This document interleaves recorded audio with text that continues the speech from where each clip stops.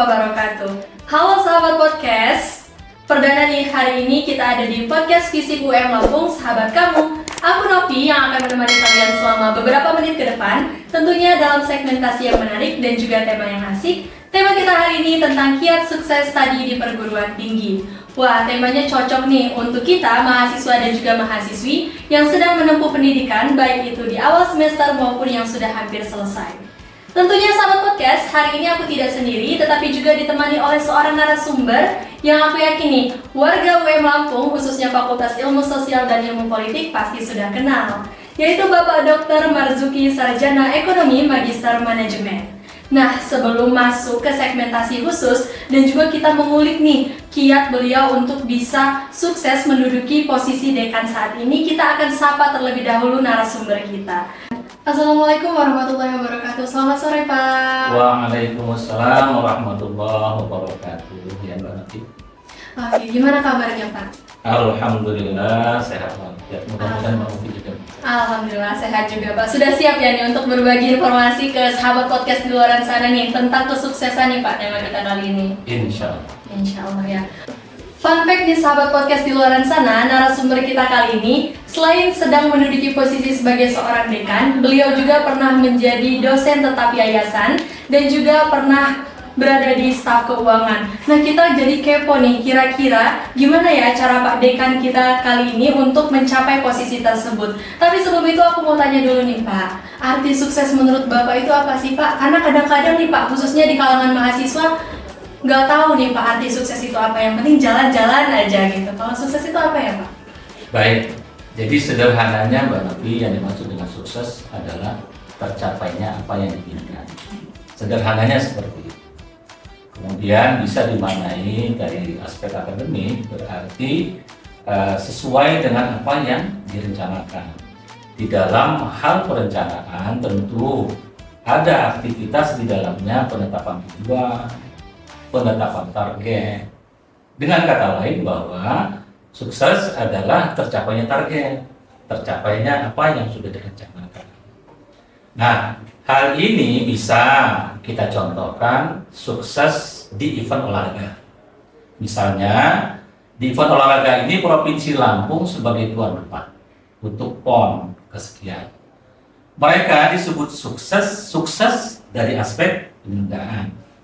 Kemudian karena tim juga menyiapkan atau menargetkan piala, katakanlah untuk juara umum, nah maka tatkala perolehan medali sesuai dengan yang ditargetkan dan tercapai sebagai juara umum, maka sukses itu sukses penyelenggaraan dan sukses perolehan medali sebagai juara umum. Wah, keren nih sahabat podcast. Tadi kita udah dengar dari narasumber kita tentang arti sukses secara sederhana dan juga sudah dikasih contoh nih secara singkat. Bahwasanya kesuksesan itu tercapai ketika apa yang kita rencanakan ya Pak, apa yang kita rencanakan, betul, apa yang kita targetkan tadi tuh sudah terwujud gitu. Yeah.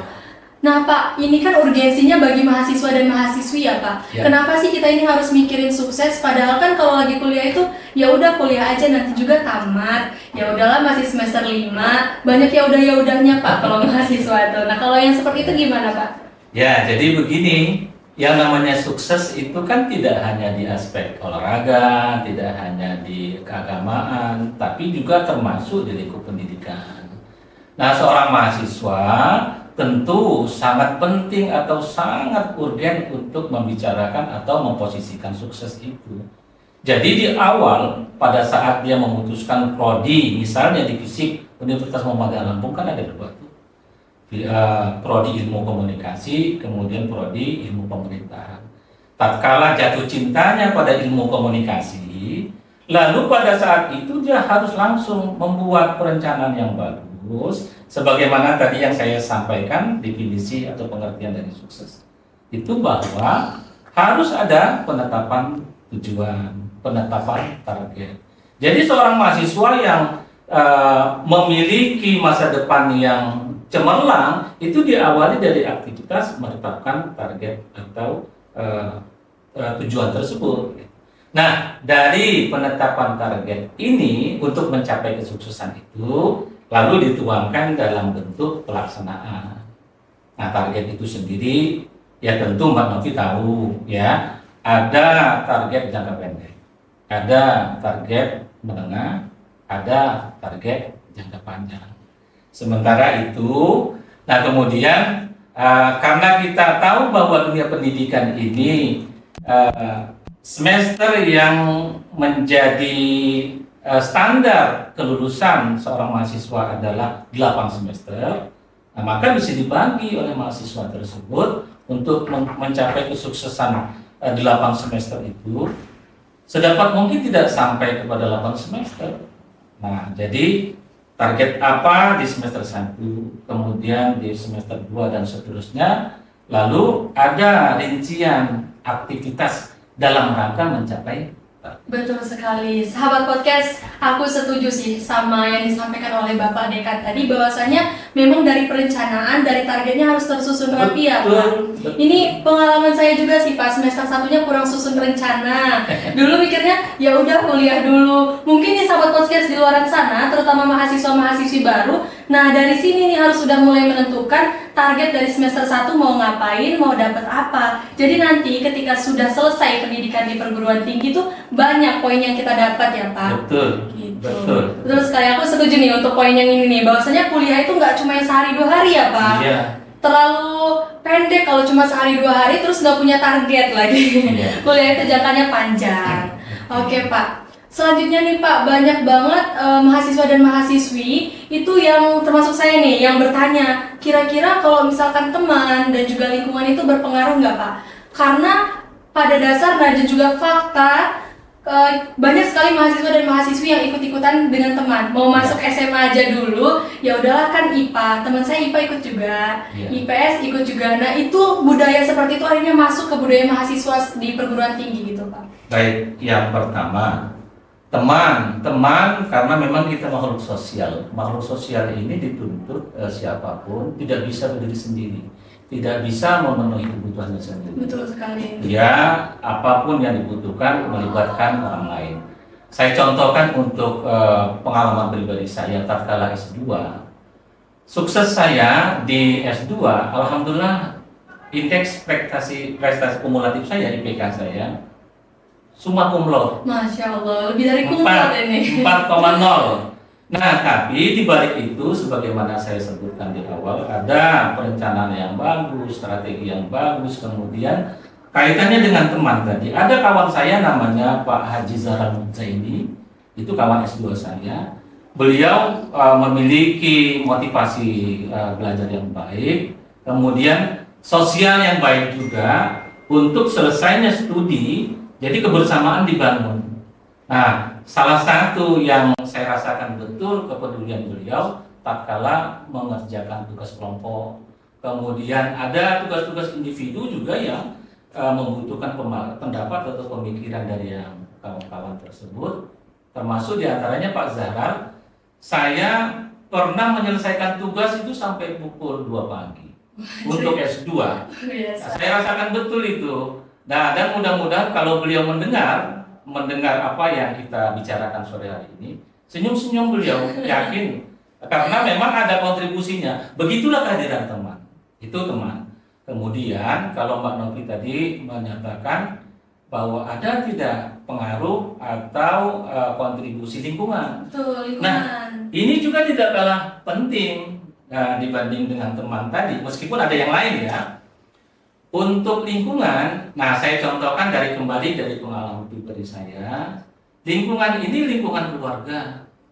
Nah, karena saya sudah berkeluarga, beristri, maka istri saya, anak saya, itu saya jadikan tim sukses, ya Pak? di dalam studi saya. Ini waktu saya cerita S2, demikian di waktu S3 juga. Betapa luar biasanya pasangan. Jadi lingkungan keluarga itu juga menentukan. Nah, termasuk tentunya lingkungan masyarakat di sekitar kita, lalu lingkungan kampus kita dan seterusnya. Intinya atau poinnya, baik itu teman maupun lingkungan itu sangat menentukan keberhasilan atau kesuksesan seseorang.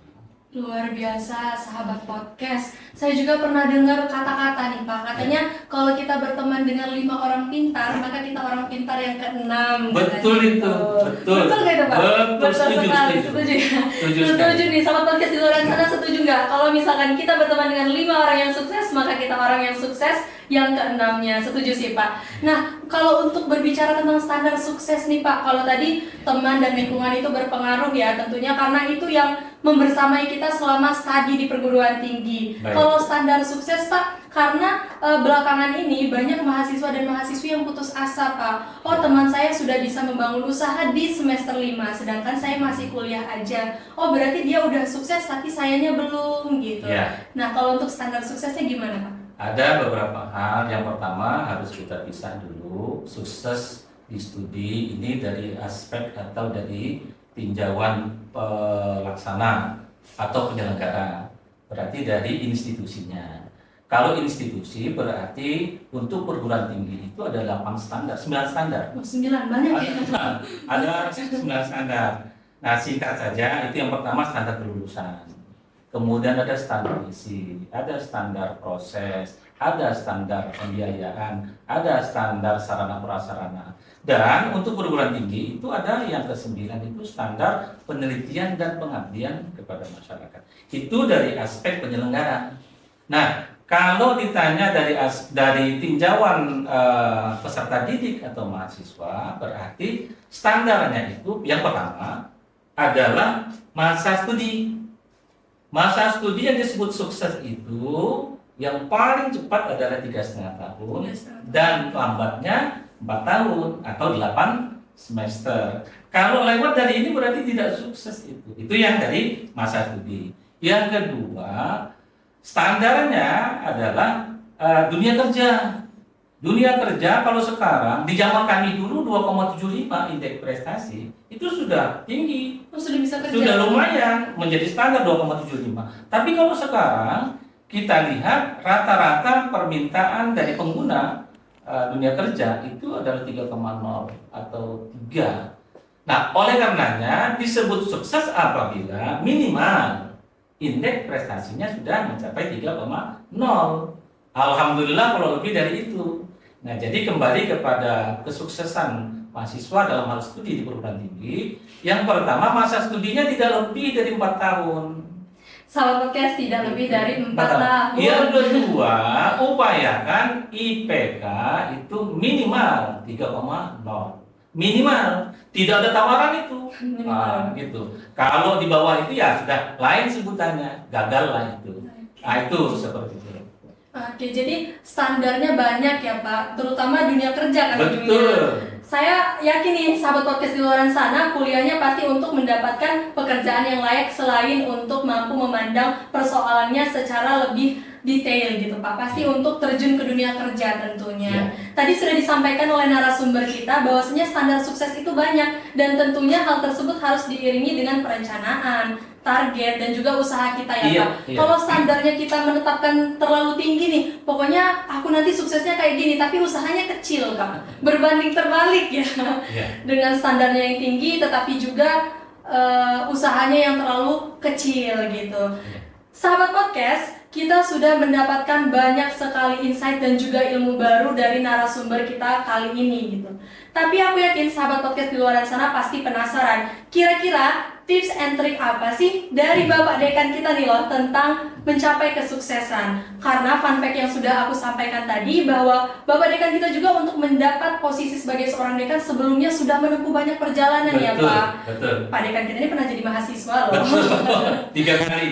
Pernah jadi mahasiswa 3 kali dulu. Iya. Banyak ya Pak ternyata prosesnya. Iya. Nah, sahabat podcast, mari kita simak sama-sama dan juga ini sebagai penutup ya Pak. Iya. Tips and trick sukses ala Bapak Dekan.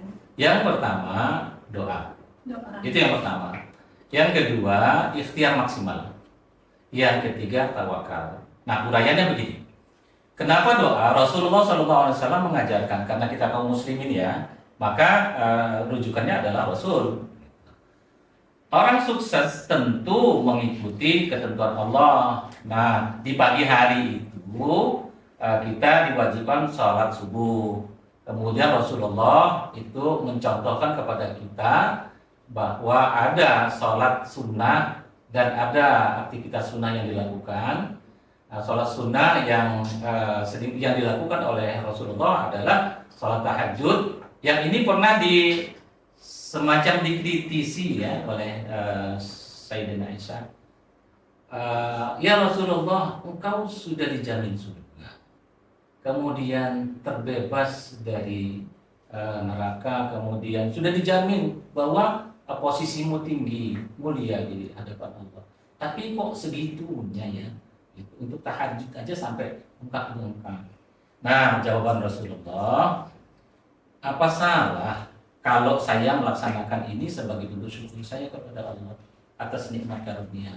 Nah, oleh karenanya kita meneladani Rasulullah untuk sukses itu. Jadi taqarrub ilallah, mendekatkan diri kepada Allah dalam bentuk doa sebelum kita melakukan aktivitas. Yang kedua, kiat suksesnya itu adalah ikhtiar maksimal. Ya, definisi atau pengertian ikhtiar maksimal ini adalah sebagaimana yang saya sebut awal tadi, harus dengan perencanaan, harus mewujudkan perencanaan itu dengan baik, lalu mengevaluasi, kemudian setelah dievaluasi ada tindak lanjut perbaikan dari semua itu. Dan ini dilakukan maksimal dengan istilah lain sungguh-sungguh. Jadi ikhtiarnya harus sungguh-sungguh. Nggak boleh setengah-setengah. Nggak boleh setengah-setengah. Perencanaannya sungguh-sungguh. Pelaksanaannya apalagi, evaluasinya dan tindak lanjutnya harus sungguh-sungguh. Baru setelah itu dilakukan secara maksimal, pasrahkan hasilnya kepada Allah. Tawakal. Yang disebut dengan tawakal. Itulah lebih kurang kunci kesuksesan ala Pak Marzuki. Halo Pak Marzuki. Oke, nah sahabat podcast, itu dia tadi tips and trick dari narasumber kita kali ini tentang cara mencapai kesuksesan di perguruan tinggi. Tentunya yang pertama tadi ada berdoa kepada Allah Subhanahu wa taala, lalu yang kedua usaha dimaksimalkan, dan yang terakhir itu berserah diri. Tak terasa agak sedikit sedih nih Pak. Obrolan kita hampir berakhir gitu, tapi alhamdulillah nggak cuma sahabat podcast di luar sana, tapi aku juga mendapatkan banyak ilmu baru karena aku juga mahasiswa. Ternyata perlunya perencanaan, perlunya pelaksanaan, dan juga perlunya doa serta terus berserah diri kepada Allah itu perlu banget ya Pak, untuk mencapai yang namanya kesuksesan. Sahabat podcast, ada kata-kata yang saya highlight dari narasumber kita kali ini dan menjadi poin penting bahwasanya untuk mencapai kesuksesan itu tidak mudah. Kita perlu terbentur, lalu terbentuk. Betul. Kalau bahasa gaulnya, kayaknya mahasiswa dan mahasiswi di luar sana pasti tahu nih. Success is not easy, but success is really possible. Sahabat podcast, untuk tahu lebih lanjut tentang informasi podcast kita, kalian bisa stay tune di sosial media kita @visipoluml dan juga website kita www.visipol.uml.ac.id. Aku Novi, sampai jumpa.